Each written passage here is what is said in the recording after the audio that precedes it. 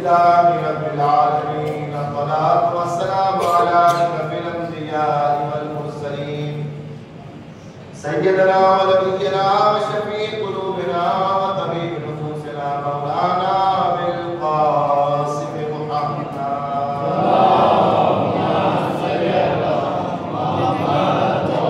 والصلاة والسلام على أخيه ووزيره وخليفته وصاحب لوائه أمير المؤمنين علي بن أبي طالب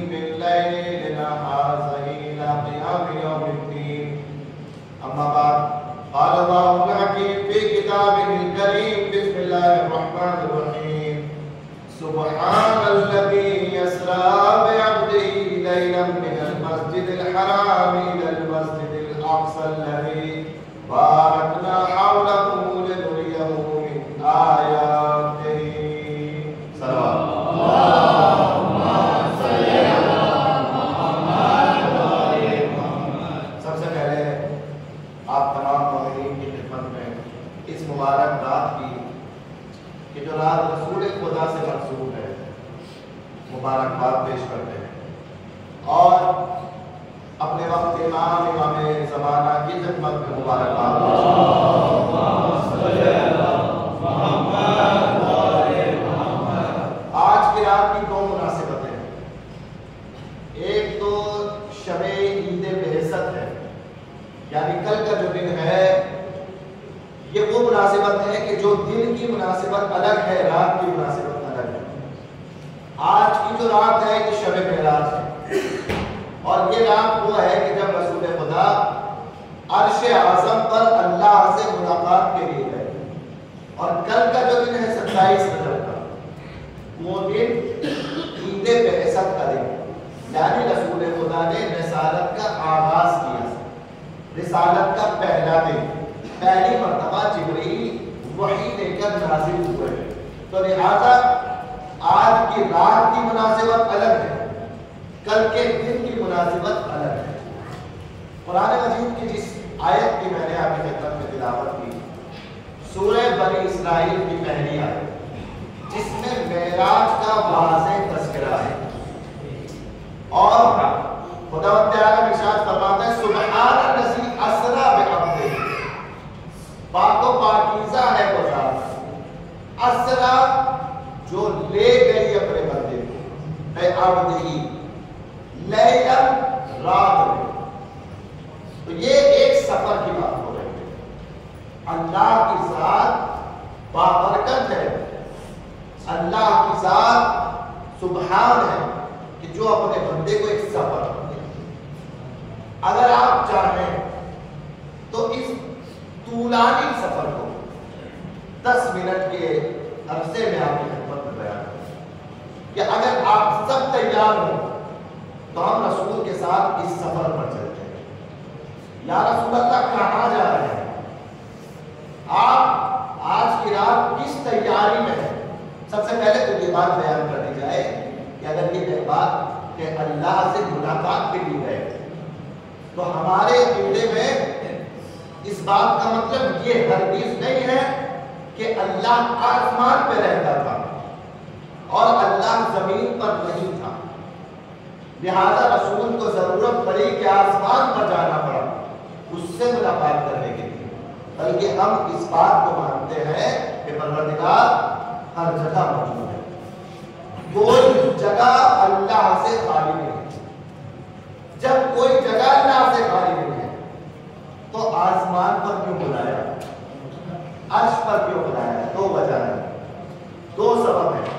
پہلا سبب، جب ایک محبوب اپنے محب سے ملنا چاہتا ہے، ملاقات ہوتی ہے دو محبت کرنے والوں، تو سب سے بہترین جگہ کو انتخاب کیا جاتا ہے.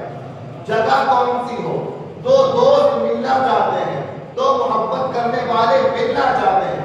اب یہ مل تو ہر جگہ سکتے تھے مگر ملاقات ایسی ہو کہ یہ ملاقات قیامت تک کے لیے معروف ہو جائے. تو اللہ نے کہا عام کسی جگہ پر میں ملاقات نہیں کروں گا، بلکہ سدرۃ المنتہا پہ بلا کر میں اپنے حبیب سے ملاقات کروں گا۔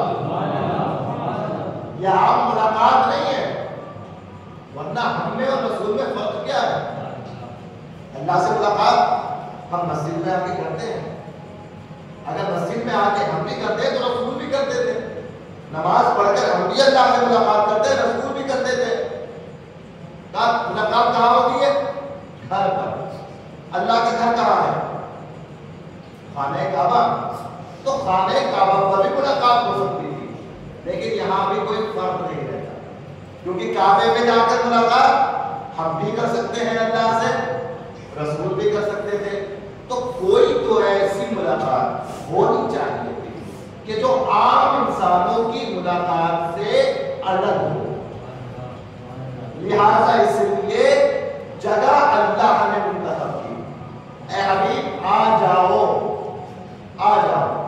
اب کیونکہ محبوب جو تھا اللہ خود تو آ نہیں سکتا تھا۔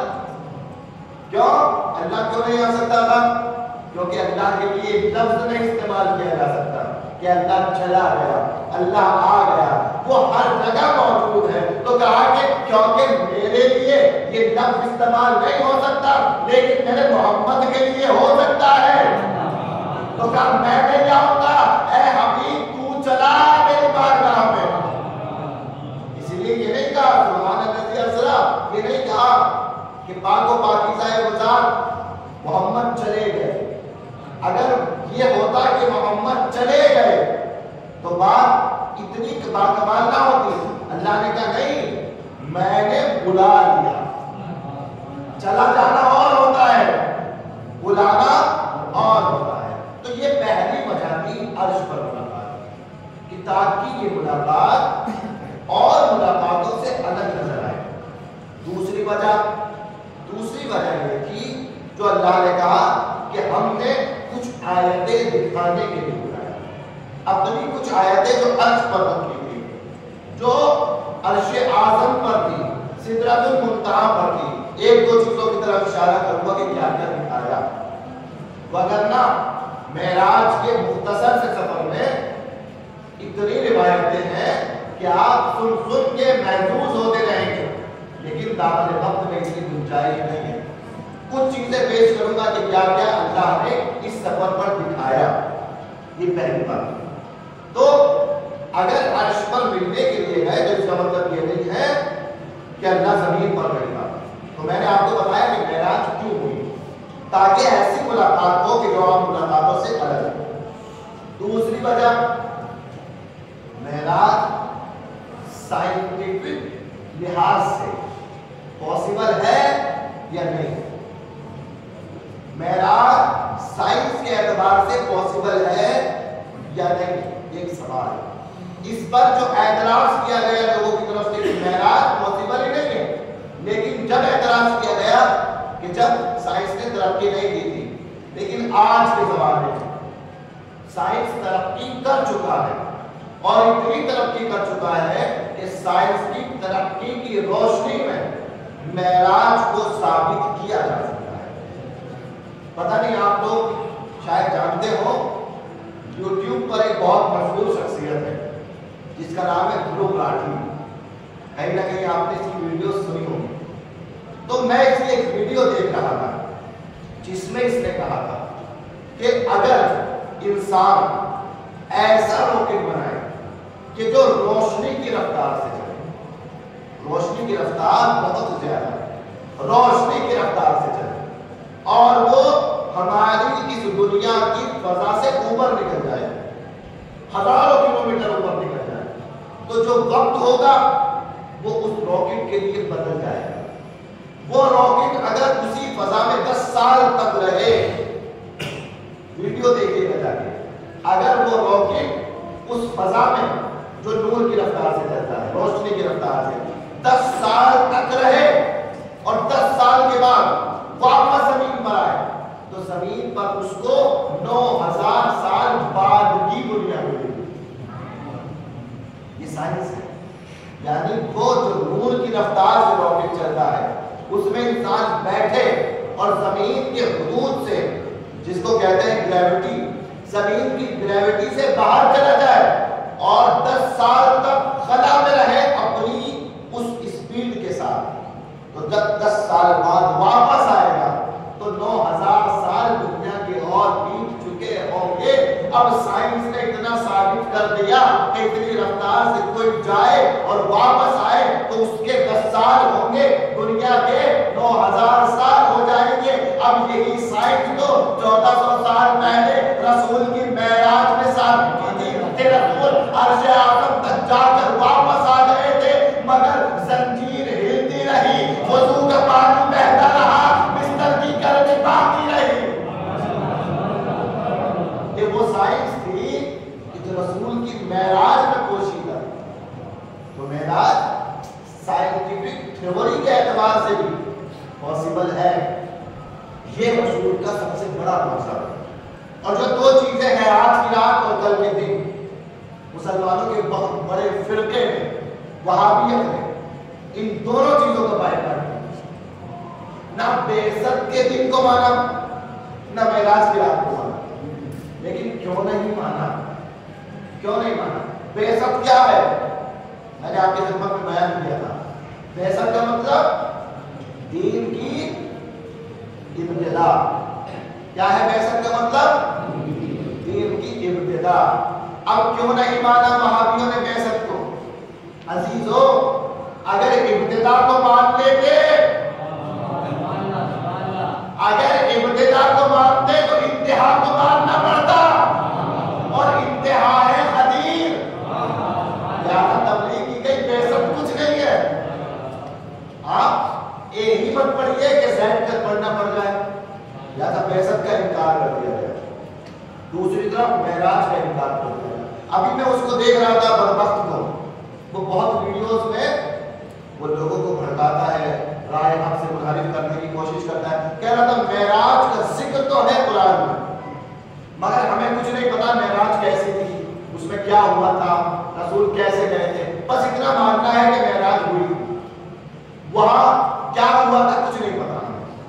اس کی جتنی بھی روایتیں معراج کے بارے میں ہے سب من گھڑت، سب من گھڑت۔ اب وہ بات کیوں یہ کر رہا ہے؟ یہ ایک طرف سے کہہ رہا ہے کہ معراج تو ہوئی تھی، اس کو ماننا ہے، لیکن معراج میں کیا ہوا تھا وہ ساری روایتیں ماننے کے لائق نہیں۔ کیوں ماننے کے لائق نہیں؟ پتا ہے اگر معراج میں بیان کی ہوئی روایتوں کو ہم نے مان لیا تو ہمیں علی ولی اللہ بھی ماننا پڑے گا۔ لہذا معراج کو مانو، روایتوں کا انکار کر دو تاکہ بعد کی ولایت علی تک نہ پہنچنے پائے۔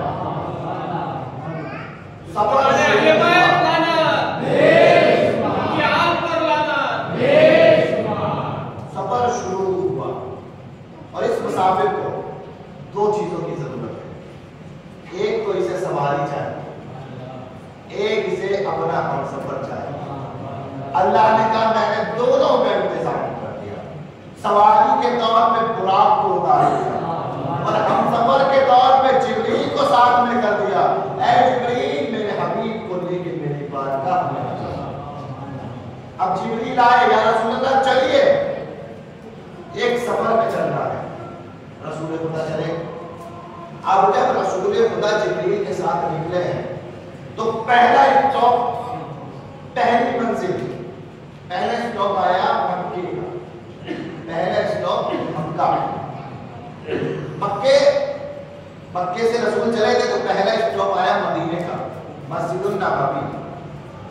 جبریل نے کہا اتر جائیے۔ رسول نے پوچھا یہ کہاں ہے ہم؟ کہا یہ مسجد نبوی کے اوپر ہے، نیچے اتریے، یہاں آپ ہجرت کر کے آئیں گے اور یہاں آپ کے نام سے مسجد بنے گی۔ رسول اترے، وہاں پر نماز پڑھی، واپس پرواز کرنے لگے۔ اگلا اسٹاپ پھر سفر طے ہوا، اب رسول پہنچے مسجد کوفہ۔ مسجد کوفہ کی فضا آئی، آسمان آیا۔ جبریل نے کہا یا رسول اللہ نازل ہوئیے، اتر جائیے۔ اے جبریل یہ کون سی جگہ ہے؟ کہا یہ مسجد کوفہ ہے، یہ آپ کے بھائی، آپ کے جانشین علی کی جائے شہادت ہے، یہ دنیا کی 4 بڑی مسجدوں میں سے تیسری مسجد ہے۔ یہاں بھی نماز پڑھی ہے۔ جو حضرات کربلا کی زیارت کر چکے ہیں وہ مسجد کوفہ میں مقام معراج پر بھی گئے ہوں گے، جہاں رسول معراج کی رات میں اترے تھے، پھر دوبارہ سفر شروع ہوا۔ ابھی آسمان پر نہیں گئے، ابھی تو یہ سفر دنیا میں ہو رہا ہے۔ دیکھتے ہیں نا بایا بائی بایا، آپ کو اگر کبھی کبھی دہلی جانا ہے تو شیموگا سے بنگلور کی فلائٹ لیں گے اور بنگلور سے دہلی پہنچیں گے۔ لہٰذا اللہ نے جب اپنے پاس بلایا تو مستقیم اور ڈائریکٹ نہیں بلایا، پہلے مسجد النبوی، پھر مسجد کوفہ، اور پھر تیسری منزل بیت المقدس مسجد اقصی۔ جبریل آئے اور یہ مسجد اقصی، یہاں پر ایک خاص پروگرام تھا، جیسے آپ سب نے ایک پروگرام کیا، وہاں بھی ایک پروگرام تھا۔ کیا پروگرام تھا؟ جب جبریل کے ساتھ رسول مسجد اقصی میں پہنچے تو دیکھا کہ مسجد اقصی مکمل بھری ہوئی، پیر رکھنے کی جگہ نہیں ہے مسجد اقصی میں۔ کون ہے مسجد اقصی میں؟ روایت کہتی ہے آدم سے لے کر عیسیٰ تک 1,23,999 انبیاء صف لگائے رسول کا انتظار کر رہے ہیں۔ یا رسول اللہ نازل ہوئیے، اتریے یہاں پر، ہم نے کیا کرنا ہے؟ کہا کہ انبیاء کو نماز پڑھائے، ان انبیاء کو نماز پڑھائے۔ ہم سے پوچھے رسول کی عظمت کیا ہے؟ وہ جسے اللہ ملائکہ کے لیے قبلہ بنا دے اسے آدم کہتے تھے، مگر جو 1,23,999 انبیاء کا امام بن جائے وہ محمد مصطفیٰ کہلائے۔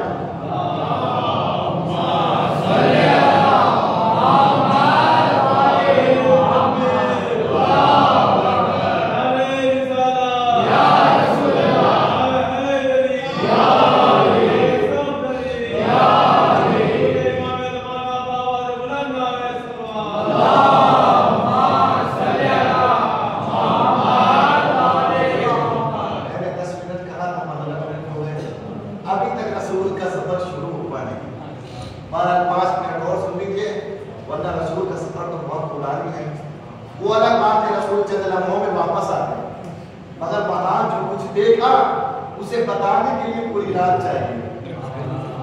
یہاں سارے انبیاء جمع تھے بیت المقدس مسجد اقصی میں۔ اچھا انبیاء کیوں جمع تھے؟ نماز پڑھی، رسول نے نماز پڑھا دی۔ جبریل نے پوچھا یا رسول اللہ ان سے سوال کیجئے، سلہم، ان سے پوچھئے۔ جبریل کیا پوچھو ان سے؟ کہا ان سے پوچھئے کہ ان کو نبوت کیوں ملی ہے۔ رسول خدا نے پوچھا اے میرے انبیاء با سبب، اے میرے پاک آباء و اجداد، بتاؤ آپ کو نبوت کیوں ملی ہے؟ تمام انبیاء نے ایک زبان ہو کے کہا بشہادت ان لا الہ الا اللہ، بشہادت انک محمد رسول اللہ، و بشہادت علی ولی اللہ۔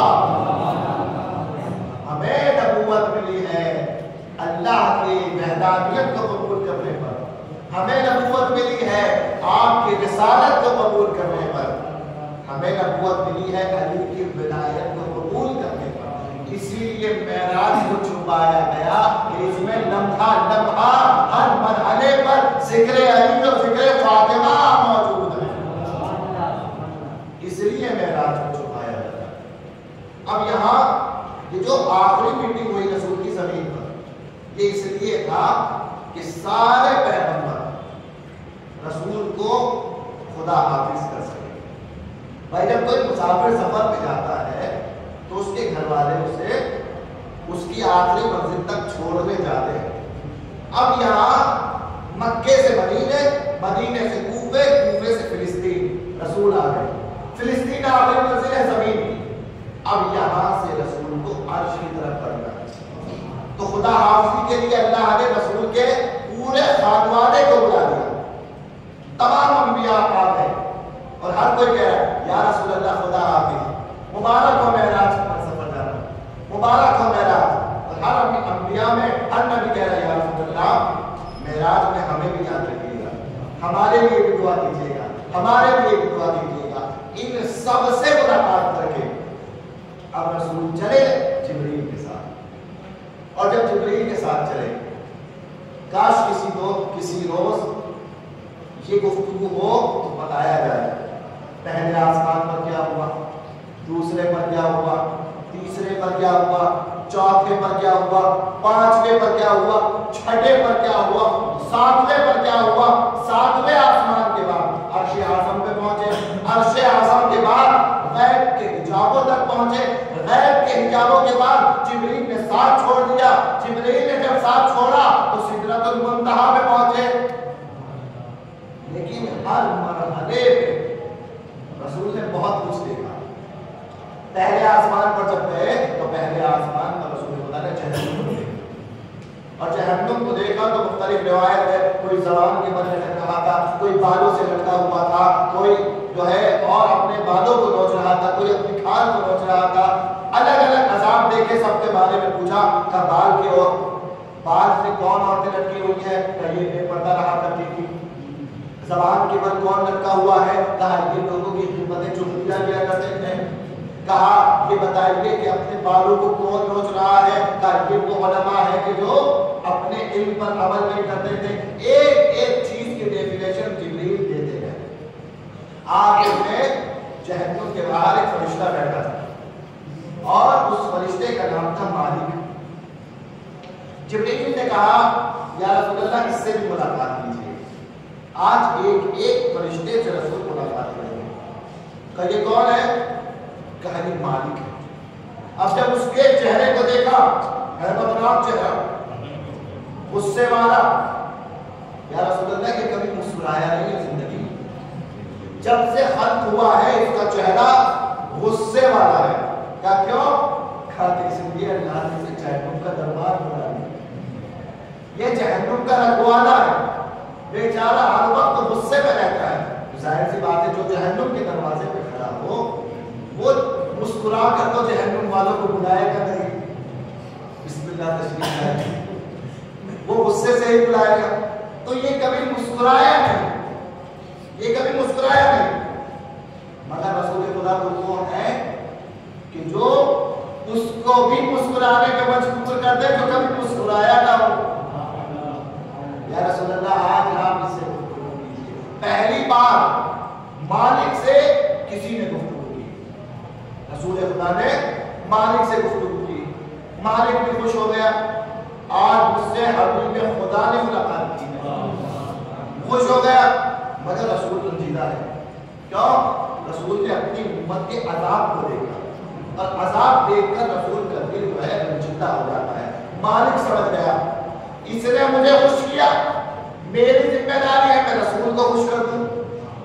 یا رسول اللہ آپ کے لیے میں ایک بات بتانا چاہتا ہوں۔ اے مالک بتاؤ کیا بتانا چاہتا ہوں؟ کہا یہ وہ راز ہے کہ جو اللہ نے مجھ سے بتایا۔ اب یہ مالک اپنی ذوق میں بیان کر رہا ہے، اپنی زبان سے بیان کر رہا ہے، البتہ پتا ہے کہ رسول مجھ سے پہلے سارے رازوں کو جانتے ہیں، مگر رسول نے پوچھا بتاؤ مالک کیا راز ہے، کیا راز ہے؟ اچھا بتائیے۔ رسول کا دل رنجیدہ ہے، پریشان ہے رسول، سفر میں پہلی منزل جہنم دیکھ لیا اور جہنم نے اپنی امت پر عذاب دیکھ لیا، رسول ناراض ہو گئے، پریشان ہو گئے۔ اب رسول کی پریشانی کو کیسے دور کیا جائے؟ وہ کون سی بات ہے کہ جسے سن کے رسول خوش ہو جائے؟ مالک کو پتا تھا کچھ اور رسول کو خوش کرے نہ کرے مگر رسول کو ذکر علی ابن ابی طالب خوش کر سکتا ہے۔ رسول سے کہا مالک نے یا رسول اللہ ایک روایت میں سناتا ہوں کہ جب اللہ نے مجھے پیدا کیا جہنم کو بنایا اور جہنم کا رکھوالا مجھے بنایا تو مجھے یہ راز بتایا۔ جب میں نے پوچھا پروردگار عالم اے کاش تو جہنم کو پیدا نہ کرتا، تو نے جہنم کو کیوں بنایا؟ تو اللہ نے یہ راز مجھ سے بتایا۔ یا رسول اللہ وہ راز یہ ہے کہ اگر ساری کائنات علی کی ولایت پر جمع ہو جاتی اللہ جہنم کا پیدا نہ کرتا۔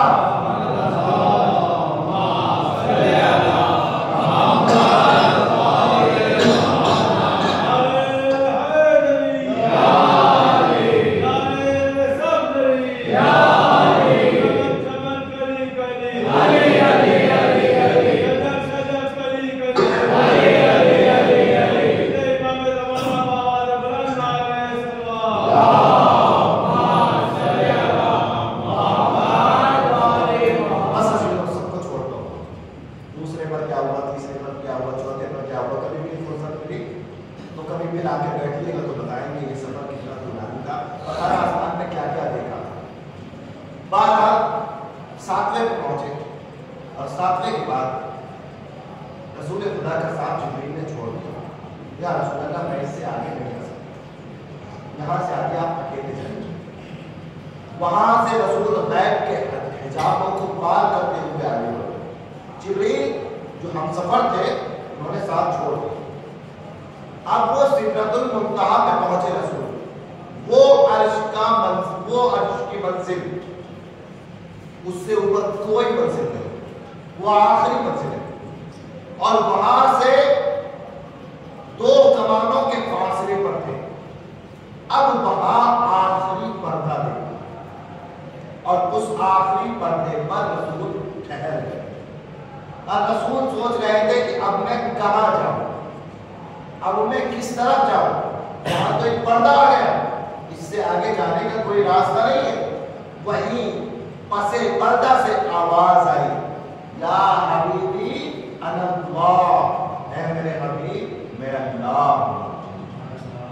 مگر جیسے ہی کانوں میں آواز آئی رسول بے قرار ہو گئے, بے چین ہو گئے. کبھی دائیں جانب دیکھا, کبھی بائیں جانب دیکھا. کیا بات ہے اے میرے حبیب, بے چین کیوں ہے؟ تجھے یقین نہیں آتا کہ میں اللہ ہوں؟ کہ یقین تو آتا ہے کہ تو اللہ ہے, مگر تیری آواز جانی پہچانی لگتی ہے. تو تو اللہ ہے مگر آواز کا راز کیا ہے؟ اللہ نے کہا تو میرا حبیب ہے اور میں چاہتا تھا تجھ سے گفتگو کروں. میں نے تیرے بدن کا, میں نے تیرے دل کا مشاہدہ کیا. تیرے دل میں سب سے زیادہ پیاری آواز کون سی ہے؟ تو دیکھا تجھے علی کی آواز پسند ہے. تو میں نے علی کی آواز کو انتخاب کیا تاکہ تیرا دل بھی خوش ہو جائے, ملاقات کا حق بھی ادا ہو جائے. صلوات پڑھیں محمد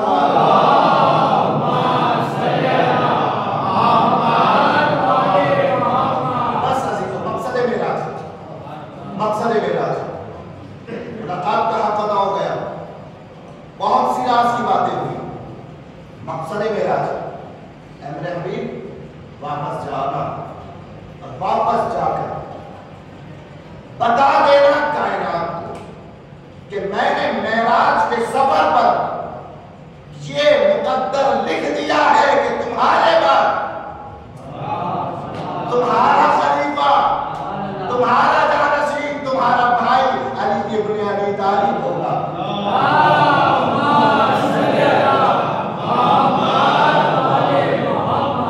بتایا نہیں, ایک لوح کو لکھی ہوئی لوح کو دیا, لکھی ہوئی سند کو رسول بتا دیا. اے رسول یہ ثبوت لے جاؤ, معراج کی حقیقت علی ہے. آج کی رات عرش اعظم پہ بلا کے میں نے طے کر دیا کہ تمہارے بعد تمہارا جانشین علی ہوگا. اور اس کے بعد جاؤ, اور جانے کے بعد عزیز و سب سے زیادہ اہم بات کیا ہے معراج میں, جب رسول معراج پر گفتگو تمام ہو گئی, رسول نے علی کی امامت کی سند لے لی. تو اب اس کے بعد میں جب خدا حافظی کی باری آئی تو یہ علی کی ولایت, علی کی امامت ملی. امت کے لیے بھی کچھ لے کے جاؤ. تو امت کے لیے کیا لے کے جائیں؟ کہا یہ 5 وقت کی نمازیں لے کر جاؤ, 5 وقت کی نمازیں لے کر جاؤ. کہا یہ نمازوں کا فائدہ کیا ہے؟ کہا تم جا کے امت کو بتا دینا. تم جب امت کو جا کے بتاؤ گے میں معراج پہ گیا تھا, میں معراج پہ گیا تھا, تو امت کہے گی ہم تو اصحاب ہیں, اکیلے اکیلے چلے گئے, ہمیں کیوں نہیں لے کے گئے؟ نماز لے کے جاؤ اور جا کے بتانا الصلاۃ معراج المومن. امت کو بتانا کہ میری معراج عرش اعظم پہ جانا تھا, تمہاری معراج زمین پہ سجدہ کرنا. الصلاۃ معراج المومن. اور یہ نماز لے کے جاؤ, اور جاؤ اور جانے کے بعد میرا سلام کہنا. کس کو؟ اپنے بھائی علی کو میرا سلام کہنا. کس کا سلام؟ اللہ کا سلام. اللہ اپنے حبیب کے ذریعے سے علی کو سلام सलाम कहना। अब रसूल खुदा ये तमाम मुलाकात करने के बाद वापस आए उस मकाम पर जहाँ जिब्रील मुंतज़िर थे, और जिब्रील जब वापस हमसफर हुए और वापस आने लगे तो जिब्रील ने भी कहा, या रसूल अल्लाह एक मेरी भी गुजारिश है। तो क्या गुजारिश है जिब्रील? कहा जब जमीन पे जाए तो जनाब खदीजा को मेरा सलाम कहना।